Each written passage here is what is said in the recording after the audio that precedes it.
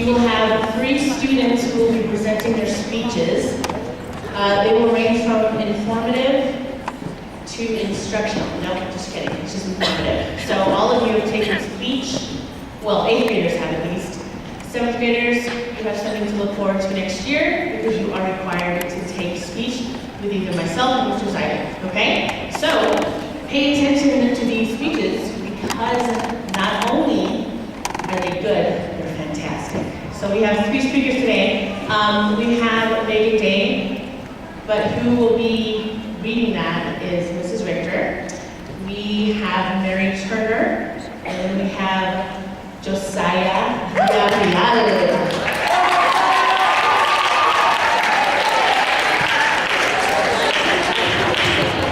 Also, I just want to remind you, it takes a lot of courage not only to give a speech in front of the class, but in front of the junior high and some adults. So I appreciate your respect as these speakers give their speech to you. So thank you so much. We're going to go ahead and have Mrs. Richter come up and say her speech, or rather, Meagan Day's speech.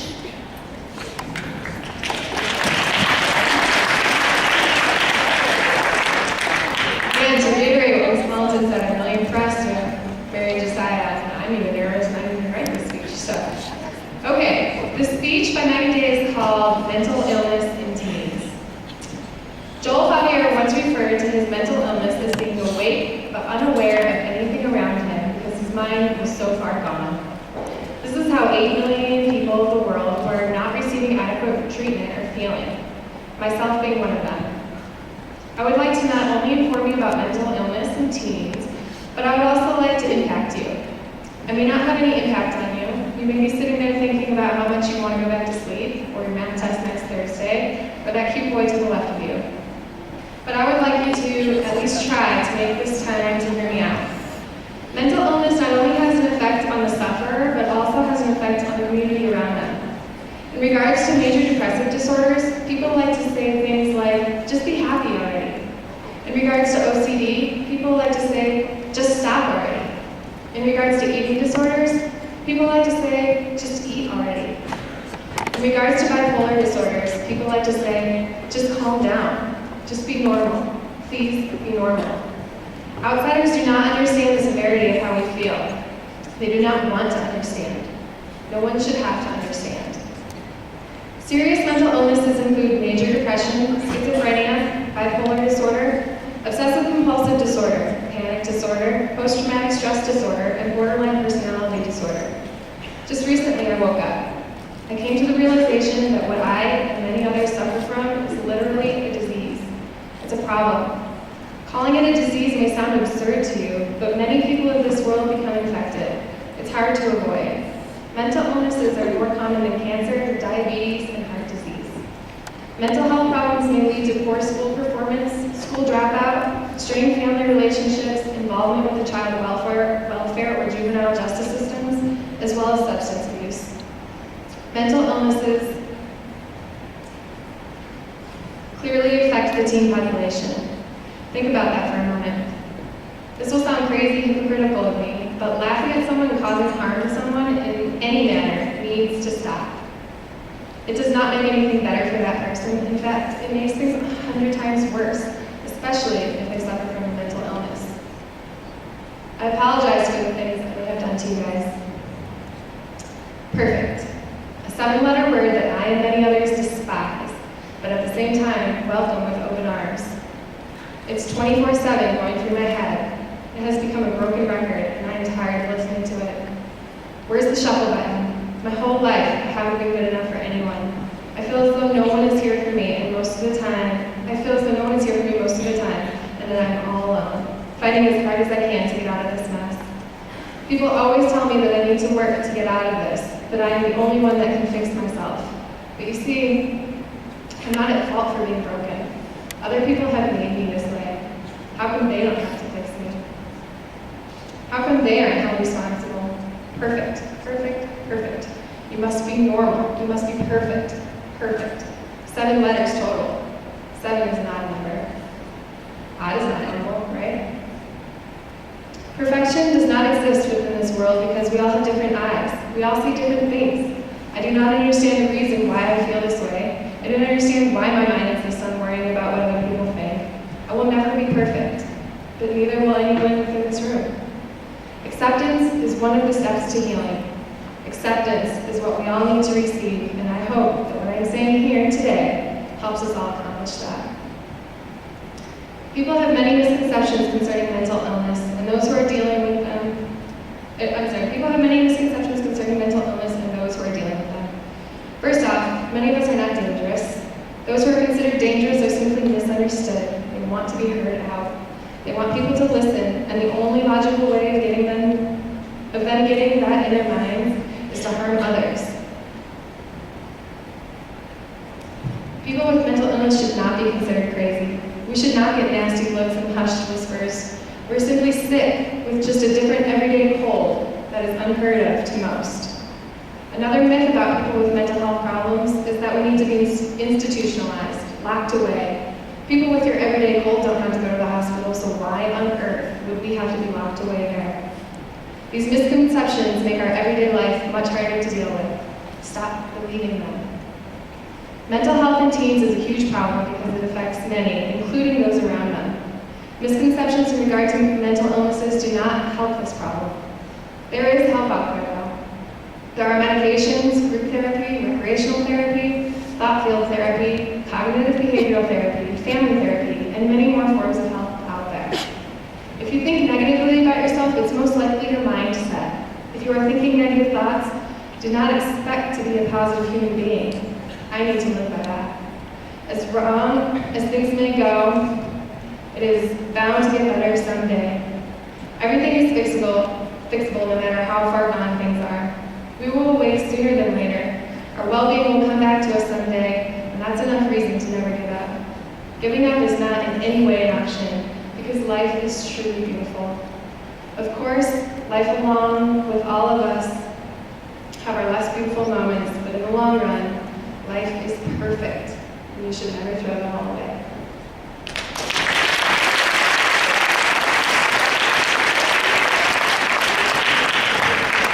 I also wanted to share with you that the month of May is Mental Health Awareness Month. So it was very appropriate to have a speech read to you. So thank you again for your respect. You guys are being such an amazing crowd. All right, Meagan Day. So it was Meagan Day who wrote that for our informative speech. Okay? All right, next up we have Miss Turner.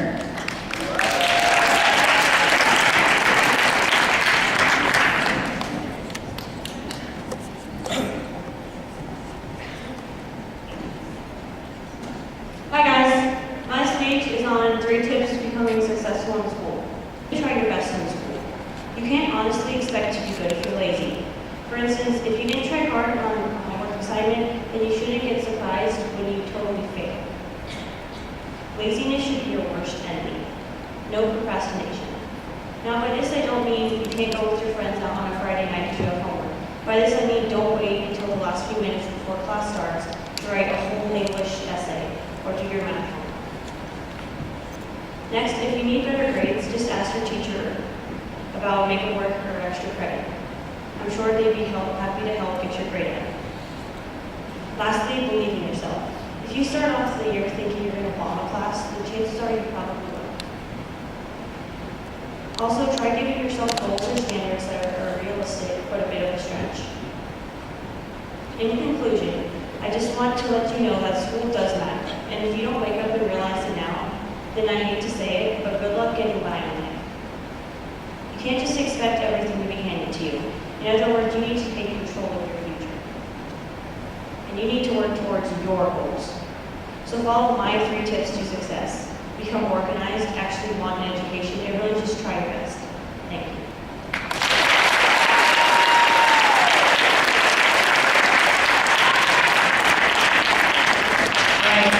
Our last speaker is Josiah.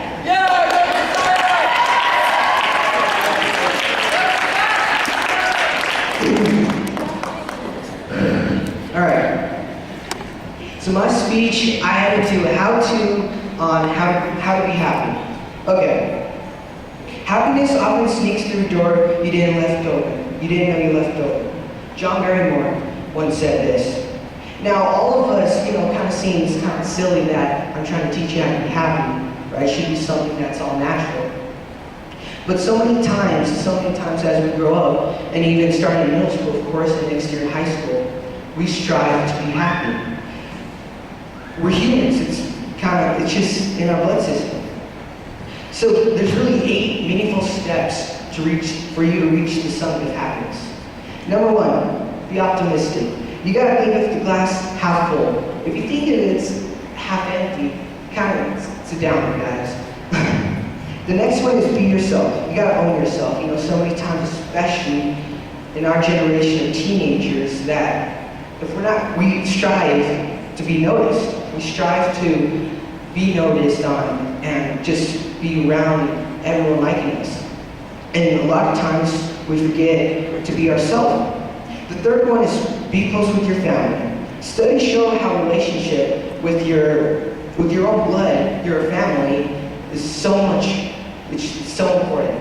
I know a lot of grown-ups that in their future, or when they all grow up, they're really sad that they're not close with their family.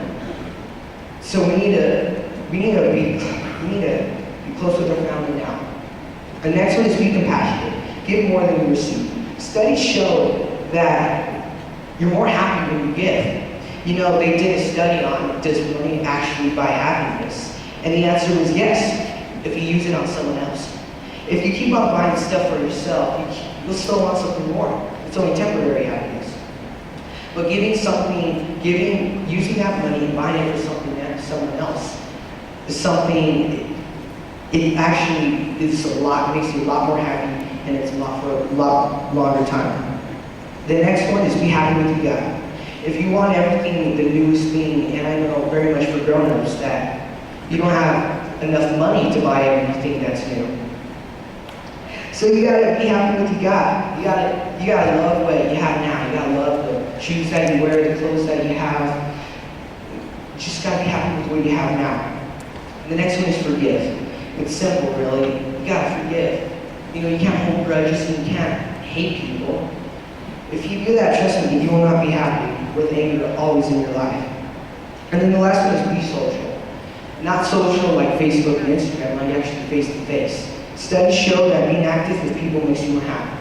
And the last one is smile. Studies show that the more times you smile, the more likely it is to be happy. So it's really simple, guys. All you have to do is really enjoy life